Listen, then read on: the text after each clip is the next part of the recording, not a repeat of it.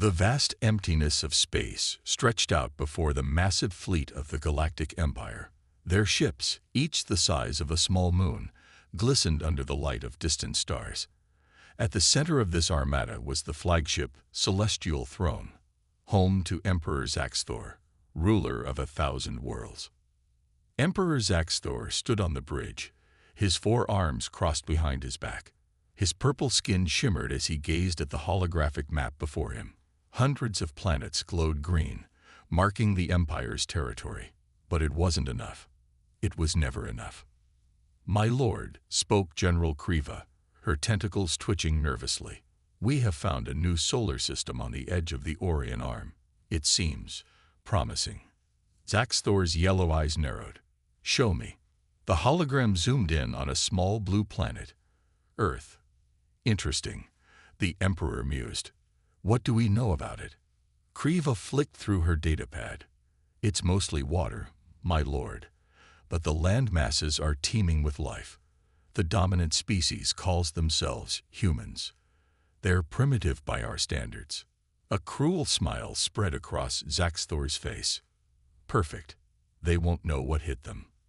As the Emperor and his generals planned their invasion, they were unaware of a small, hidden outpost orbiting one of Saturn's moons. Inside this secret station, Lieutenant Sarah Chen of Earth's Space Defense Force stared at her monitor in horror. "Captain," she called out, her voice shaking, "you need to see this." Captain James Wong floated over in the zero-gravity environment. "What is it, Chen?" Sarah pointed at the screen. "I've detected a massive energy signature at the edge of our solar system. It's bigger than anything we've ever seen." Wong's face paled as he looked at the readings. "My God," he whispered. "It's them. The aliens we've been watching for. They're here." The small crew of the outpost gathered around the main view screen. They had trained for years for this moment, but nothing could have prepared them for the sight of the Galactic Empire's fleet entering their solar system. "We need to warn Earth," Wong said, his voice steady despite the fear in his eyes. "Chen, prepare the quantum entanglement communicator. Martinez, start compiling all the data we have on their ships. Johnson, begin powering up our cloaking device. We can't let them detect us." As the crew rushed to their stations, Wong took a moment to look out the window at the distant blue marble that was Earth. Everything they knew, everyone they loved, was on that planet. And now, it was up to them to save it all. Back on the Celestial Throne, Emperor Zaxthor was growing impatient. "How long until we reach this Earth?" he demanded. General Kriva consulted her charts. "At our current speed, about 3 of their months, my lord." Zaxthor growled in frustration. "Too long. Divert power from non-essential systems to the engines. I want us there in half that time." "But my lord," Kriva protested, "that would leave us vulnerable if we encounter any resistance." The Emperor's eyes flashed dangerously. "Resistance? From these primitives? Don't make me laugh, General. They'll be begging to join our empire before we even enter orbit." As the Galactic Empire's fleet surged forward, accelerating towards Earth, the crew of the secret outpost worked tirelessly to prepare their warning. They knew that the fate of their entire species now rested on their shoulders. Little did either side know that this encounter would spark a conflict that would shake the very foundations of the galaxy. The battle for Earth was about to begin, and humanity was about to show the universe what they were truly capable of. The secret space station, Watchdog, floated silently in the shadow of Saturn's largest moon, Titan. Inside, the 5-person crew worked around the clock, their eyes glued to screens filled with data about the approaching alien fleet. Captain James Wong drifted through the cramped corridors, checking on his team. He paused at the observation deck, staring at the tiny blue dot that was Earth, millions of miles away. "We're all that stands between home and total destruction," he muttered to himself. In the communications room, Lieutenant Sarah Chen was busy decoding the alien transmissions. Her fingers flew over the keyboard as she typed. Suddenly, she gasped, "Captain, I've cracked part of their language. You need to see this." Wang rushed over, peering at Chen's screen. The translated message made his blood run cold. Earth invasion plan. Phase 1 complete. Commencing Phase 2 in 48 hours. We're running out of time, Wang said, his voice tight with worry. Have you made contact with Earth Command yet? Chen shook her head. No, sir. Our quantum communicator is still recharging after the last transmission. It'll be another 6 hours before we can send a message. Wang clenched his fists. We don't have 6 hours. Find another way, Lieutenant. Earth needs to know what's coming. Meanwhile, in the engineering section, Sergeant Mike Martinez was knee-deep in alien tech. He had been studying the scans of the Galactic Empire's ships, trying to find any weakness they could exploit. This is incredible, he mumbled, wiping sweat from his brow. Their technology is centuries ahead of ours. How are we supposed to fight this? Next to him, Dr. Emily Johnson, the team's xenobiologist, was examining data on the alien physiology. Maybe we don't need to match their technology, she said thoughtfully. If we can find a biological weakness, something in their physical makeup. Martinez's eyes lit up. That's it. We don't fight their strengths. We target their weaknesses. Back on the bridge, Private Tom Lee, the youngest member of the crew, was monitoring the alien fleet's progress. His eyes widened as he noticed something strange. Captain, he called out, the alien ships are slowing down. They're spreading out, forming some kind of pattern. Wang floated over to Lee's station, frowning at the display. They're creating a blockade, he realized. Cutting off all escape routes from Earth. We need to warn the planet now. Just then, Chen's voice came over the intercom. Captain, I've rigged up a makeshift transmitter. It's not as secure as the quantum communicator, but it should reach Earth. Good work, Lieutenant, Wang replied. Send the message immediately. Tell them everything we know. As Chen prepared the transmission, the rest of the crew gathered on the bridge. They watched in tense silence as the alien fleet moved into position around Earth, like a noose tightening around their home planet's neck. Message sent, Captain, Chen reported, joining them on the bridge. Now we wait. Hours passed with no response from Earth. The crew of Watchdog took turns resting, but no one could really sleep. The fate of their world hung in the balance, and they were the only ones who knew the full extent of the danger. Finally, after what felt like an eternity, a light blinked on the communication panel. Incoming transmission from Earth Command, Chen announced, her voice filled with relief. The face of General Maria Hernandez, head of Earth's Global Defense Force, appeared on the main screen. Her expression was grim. Watchdog, this is Earth Command. We've received your warning. The world's leaders are meeting now to discuss our options. We need more information. What are we up against? Captain Wang took a deep breath, squaring his shoulders. This was the moment they had trained for. General, he said, his voice steady, prepare Earth for war. The Galactic Empire is here, and they're not coming in peace. As Wang began to brief Earth's leaders on the alien threat, the crew of Watchdog knew that the real battle was just beginning. They were Earth's first line of defense, and they were determined not to let humanity fall without a fight. The tension on Watchdog Station was thick enough to cut with a knife. Captain Wang had just finished briefing Earth's leaders on the looming alien threat. Now, the crew waited anxiously for the world's response. What do you think they'll do, Captain? Private Lee asked, his young face etched with worry. Wang sighed, running a hand through his graying hair. I don't know, Tom, but whatever they decide, we need to be ready. Suddenly, alarms blared throughout the station. Captain, Lieutenant Chen shouted from her console. One of the alien ships is breaking formation. It's heading towards Earth. The crew rushed to their stations. On the main screen, they watched as a sleek, silver spacecraft, shaped like a giant arrowhead, detached from the main fleet and sped towards the blue planet. What are they doing? Dr. Johnson wondered aloud, her scientific curiosity momentarily overriding her fear. Nothing good, Sergeant Martinez growled. "Captain, permission to power up our defense systems." Wang hesitated. Their tiny station's weapons were no match for the alien ship, but they couldn't just sit by and do nothing. "Do it," he ordered, "but hold fire unless absolutely necessary. We can't reveal our position yet." As Martinez prepared their meager defenses, Chen's console lit up again. Incoming transmission from Earth Command. General Hernandez's face appeared on screen, her expression grim. "Watchdog, we've detected the approaching alien vessel. The world's leaders have made a decision. We're initiating the planetary defense protocol." Wang's eyes widened. The PDP was a last resort plan, developed in secret by the world's top military minds. It involved revealing humanity's hidden orbital defense network, a series of satellite-based energy weapons powerful enough to take down large asteroids.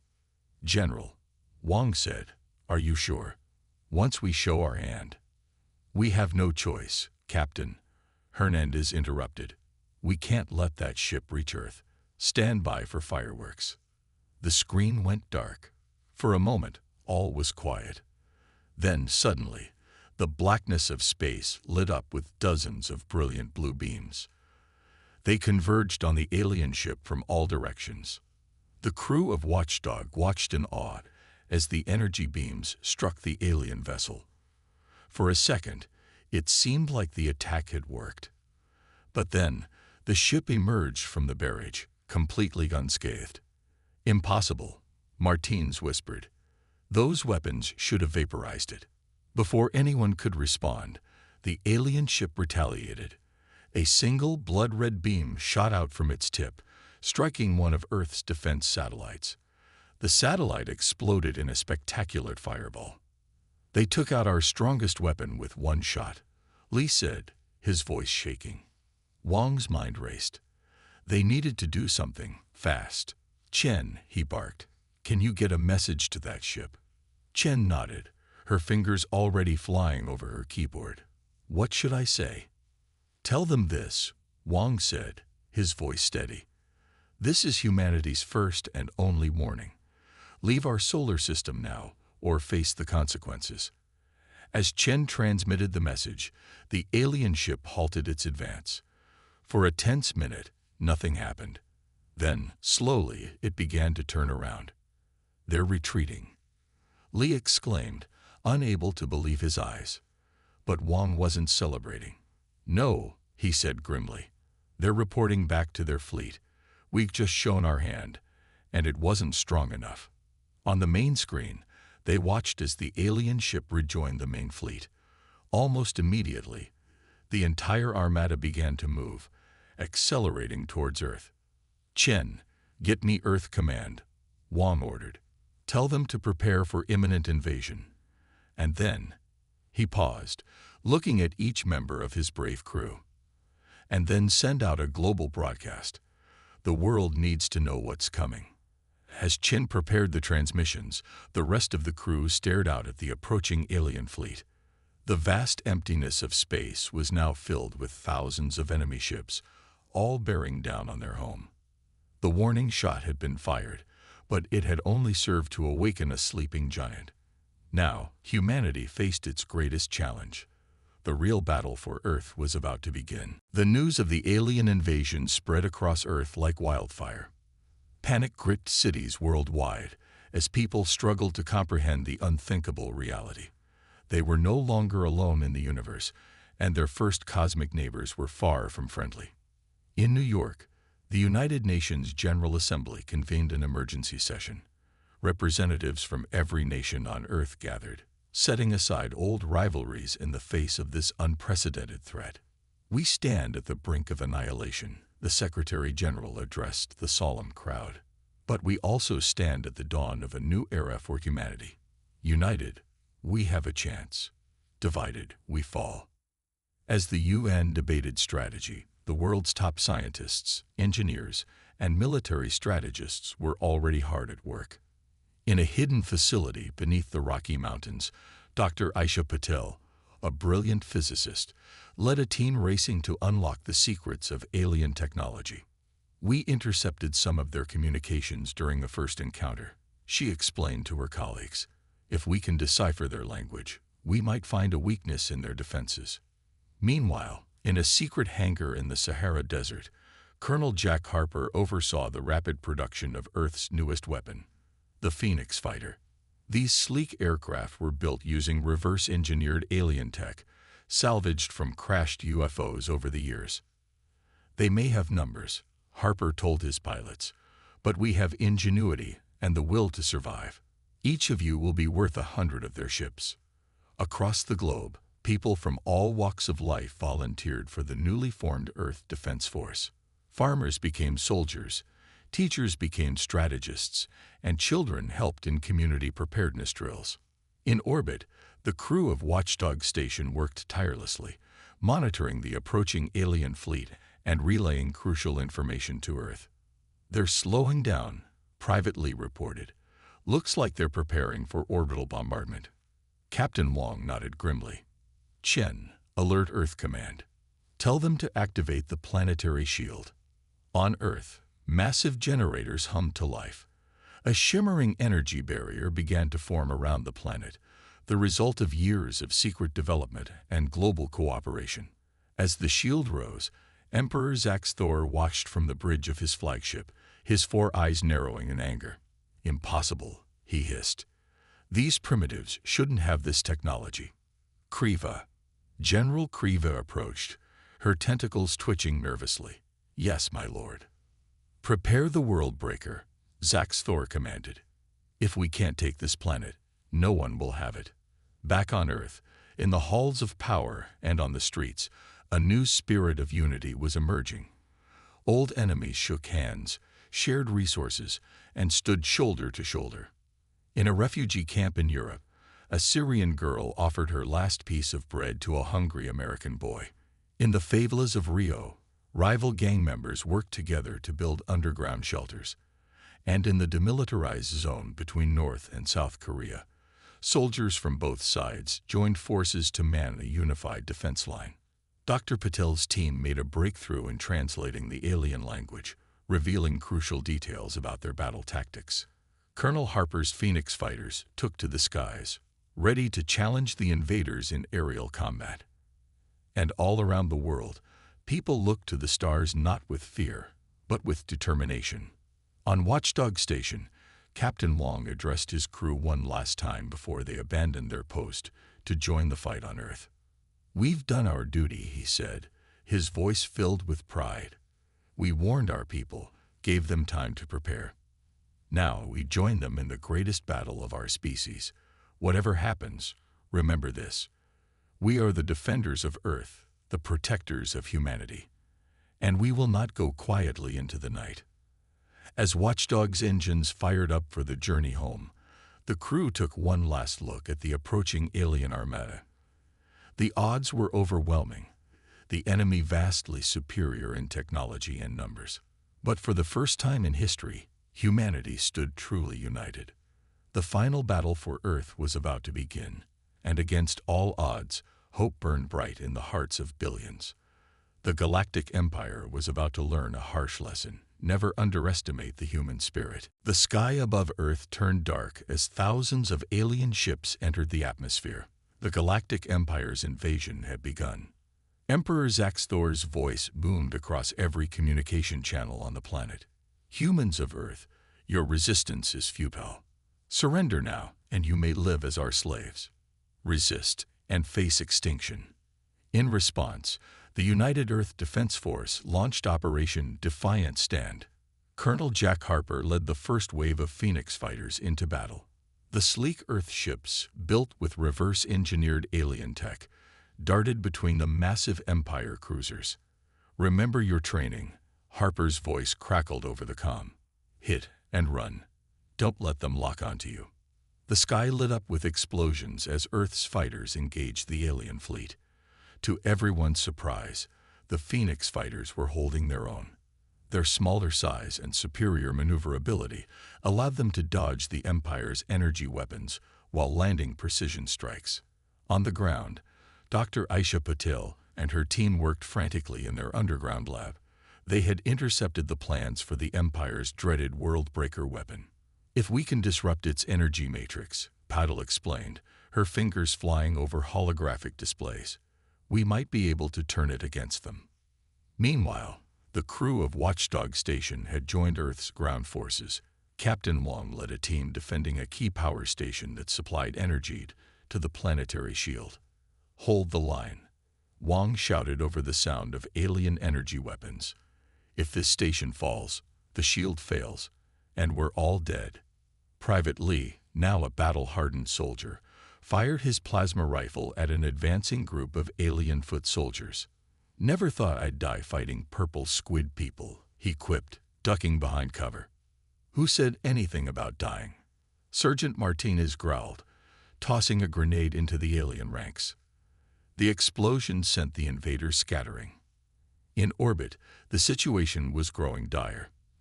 Despite the bravery of Earth's defenders, the sheer number of Empire ships was overwhelming.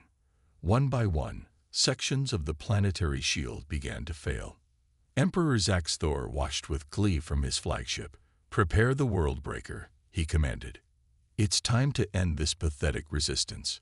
A massive ship, easily twice the size of the others, moved into position above Earth. Its hull split open, revealing a pulsing core of energy. On Earth, alarms blared in every command center. "The Worldbreaker is powering up." Chen's voice came over the global comm. "All units, brace for impact." As the Worldbreaker charged, Dr. Patel made a final, desperate adjustment to her calculations. "Now," she shouted to her team. They activated their device, sending a focused beam of energy directly at the alien superweapon. For a moment, nothing happened. Then, the Worldbreaker's energy core began to fluctuate wildly. In space, Colonel Harper saw his chance. "All fighters, concentrate fire on the Worldbreaker's core," he ordered. The Phoenix fighters swarmed the massive ship, their weapons blazing. On the flagship's bridge, Emperor Zax Thor watched in horror as his ultimate weapon began to turn against him. "Impossible," he roared. "Retreat. All ships, retreat." But it was too late. The Worldbreaker's core went critical, exploding in a blinding flash of light. The shockwave rippled through space, destroying dozens of Empire ships and damaging many more. On Earth, cheers erupted from every continent as people watched the explosion light up the sky. But the celebration was short-lived. While the Worldbreaker was destroyed and many Empire ships were damaged, the alien force was far from defeated.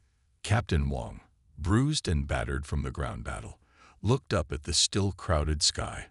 "We've won the first round," he said grimly, "but the real fight is just beginning." As the remaining Empire ships regrouped, humanity braced itself for the next wave of attacks.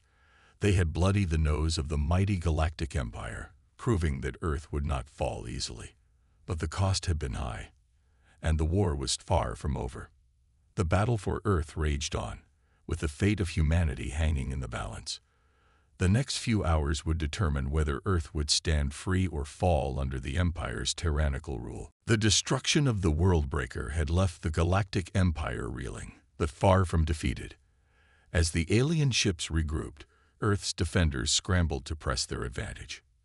In the war room beneath the Rocky Mountains, Dr. Aisha Patel hunched over a captured alien communications device.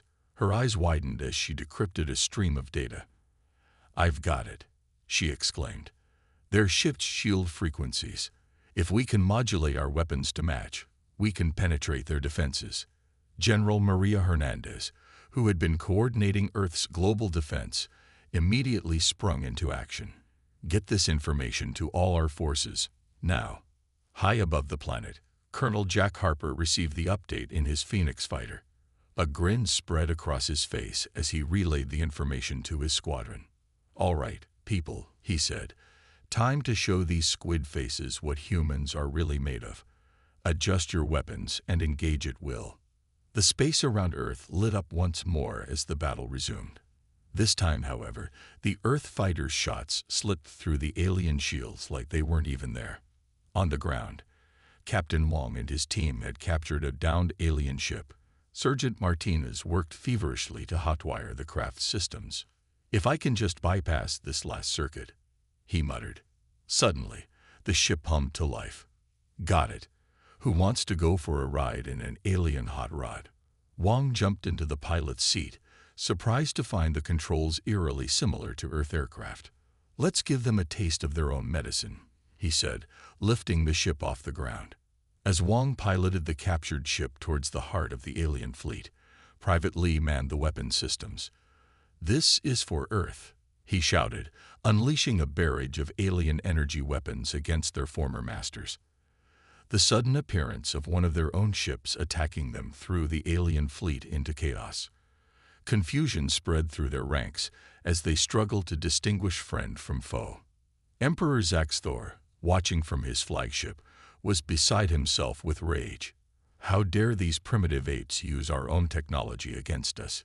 he roared. "Launch all reserves. Crush them once and for all." But the Empire's desperation only played into humanity's hands. As more alien ships joined the fray, they became easy targets for the newly empowered Earth defenses. Dr. Patel, monitoring the battle from her lab, noticed a pattern in the alien ship movements. Their formations, she realized. They're not random. They're following some kind of hive mind protocol. Working furiously, she began to unravel the complex algorithms governing the alien fleet's movements. If she could crack the code, Earth might be able to predict and counter every move the Empire made. Meanwhile, the tide of the ground war was turning as well. Armed with the knowledge of how to bypass alien shields, Earth's soldiers pushed back against the invaders with renewed vigor. In cities around the world, civilians joined the fight, using makeshift weapons and sheer determination to drive alien forces from their streets. The spirit of human resilience burned bright in the face of overwhelming odds. Back in space, Colonel Harper led a daring raid on one of the Empire's largest ships. "If we can capture their command center," he told his squadron, "we might be able to turn their entire fleet against them." As Harper's team fought their way through the alien vessel, Captain Wong's stolen ship provided crucial cover fire. The two old friends, reunited in the heat of battle, worked in perfect sync to outmaneuver the alien defenders. Finally, after what seemed like hours of intense combat, Harper's voice crackled over the global comm. "We've done it. We've taken control of their command ship." A cheer went up from every corner of the planet. For the first time since the invasion began, victory seemed within reach. But even as humanity celebrated this crucial turning point, Emperor Zaxthor was far from defeated. In the depths of his flagship, he prepared a final, desperate gambit that would determine the fate of both Earth and his empire. The battle had reached its climax, and the next few moments would decide the future of humanity. Earth had proven its worth as a formidable opponent, but the war was not over yet. The final confrontation loomed, with the very existence of human civilization hanging in the balance. The captured alien command ship hung in Earth's orbit, a symbol of humanity's unexpected resilience. Inside, Colonel Harper and his team worked feverishly to unlock the secrets of the Empire's technology. "We've cracked their main database," Harper announced, his voice tired but triumphant. "We now have access to their entire battle network." On Earth, Dr. Patel's eyes lit up as she received the data. "This is it," she exclaimed. "With this, we can shut down their entire fleet." But before Earth could celebrate, a chilling message boomed across all frequencies. Emperor Zaxthor's voice, filled with rage and desperation, echoed around the world. "Humans, you have proven to be more troublesome than anticipated. But this ends now. Surrender immediately, or I will destroy your planet's moon, causing catastrophic damage to your world." In the war room, General Hernandez's face paled. "He's not bluffing. Our sensors detect a massive energy buildup in his flagship. He's going to do it." Captain Wong, who had landed the stolen alien ship, stepped forward. "Then we stop him. Now, it's time to take the fight to the Emperor himself." A daring plan was quickly formed. While Dr. Patel and her team worked on a way to shut down the alien fleet, a small strike force would infiltrate the Emperor's flagship. Their mission: to capture or eliminate Zaxthor and end the war once and for all. Wong, Harper, and a hand-picked team of Earth's best soldiers boarded the captured alien ship. As they approached the massive flagship, privately, now operating the ship's weapons, created a distraction. "Eat plasma, you overgrown calamari," Lee shouted, firing at the flagship's outer defenses. Under the cover of the attack, Wong piloted the ship into a small docking bay. The team disembarked, fighting their way through waves of alien defenders. Meanwhile, on Earth, Dr. Patel had made a breakthrough. "We can use their own communication network against them," she explained to General Hernandez. "One signal, and we can shut down every ship in their fleet." As the strike team pushed deeper into the heart of the flagship, Emperor Zaxthor grew increasingly desperate. "Initiate the Moon Destroyer," he commanded. "Let these humans witness the price of their defiance." But at that moment, Wong and his team burst onto the bridge. "It's over, Zaxthor," Wong declared, his weapon trained on the alien Emperor. Zaxthor sneered. "You're too late, human. In moments, your moon will be destroyed, and your planet will suffer the consequences." Harper, who had been working on a nearby console, looked up with a grin. "I don't think so, Squid Face. Your systems are locked out. You've lost." Back on Earth, Dr. Patel took a deep breath and pressed a button. Across the solar system, alien ships suddenly went dark, their systems completely shut down. On the flagship's bridge, Zaxthor watched in horror as his mighty armada became nothing more than floating hunks of metal.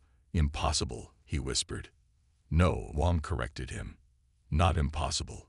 Just human." With the alien fleet neutralized and their Emperor captured, the invasion was over. Earth had won. In the days that followed, the world began the long process of rebuilding. The alien technology, now in human hands, promised to usher in a new era of advancement and prosperity.